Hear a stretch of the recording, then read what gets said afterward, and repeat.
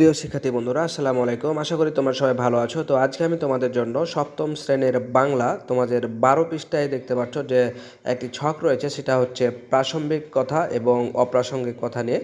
তো আসলে এখানে দেখতে পাচ্ছ যে আসলে লালবাগ কেল্লা সম্পর্কে আসলে একটি এখানে গল্প লেখা রয়েছে এবং সেখানে কিন্তু আসলে ছকটি দেওয়া রয়েছে যে আসলে প্রাসঙ্গিক কথা কোনগুলো এবং অপ্রাসঙ্গিক কথা কোনগুলো। তো আজকে আমরা প্রাসঙ্গিক কথা যেগুলো সেগুলো দিয়ে যে ছকটি পূরণ করব সেটাই এখন দেখব। তো চলো যাই, শুরু করি। তো দেখতে পাচ্ছ এখানে আমরা শূন্যস্থানটি দেখতে পাচ্ছি এবং এখানে এর উত্তরগুলো দেখতে পাচ্ছি যে প্রাসঙ্গিক কথার যে উত্তর সেটা হচ্ছে লালবাগ কেল্লা ভ্রমণের প্রাসঙ্গিক কথাগুলো নিম্নরূপ। অনেকদিন থেকে ইচ্ছা ছিল পুরাতন কোনো ঐতিহাসিক জায়গায় ঘুরতে যাব। বাবার মুখে অনেকবার লালবাগ কেল্লার কথা শুনেছি। ঠিক করা হলো সবাই মিলে সেখানে যাব। আমাদের যাওয়ার কথা শুনে আমার মামাতো বোনও যেতে চাইলো। ওর নাম শেফালি। শেফালি লালবাগ কেল্লা দেখতে চায়।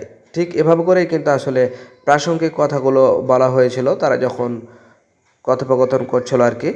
তো দেখতে পাচ্ছ সবগুলো প্রাসঙ্গিক কথা লেখা রয়েছে। এরপরে আমরা দেখতে পাবো যে আসলে এটাতে অপ্রাসঙ্গিক কথা যেগুলো আছে সেগুলো নিয়ে যে ছকটি পূরণ করা হয়েছে, এবার আমরা সেটা দেখব।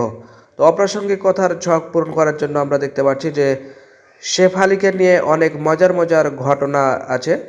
এখানে দেখতে পাচ্ছি একবার যেমন আমার মামা ওকে বলেছিলেন, শেফালি তুমি কি আমার জন্য ১ কাপ চা বানিয়ে আনতে পারো।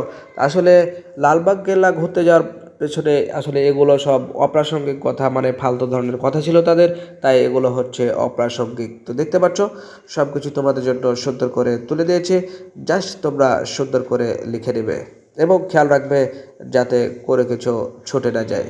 তো ভালো থেকো, দেখা হবে পরবর্তীতে নতুন কোনো গুরুত্বপূর্ণ ছক পূরণ বা তোমাদের সমাধান ভিডিও নিয়ে। সে পর্যন্ত আল্লাহ হাফেজ।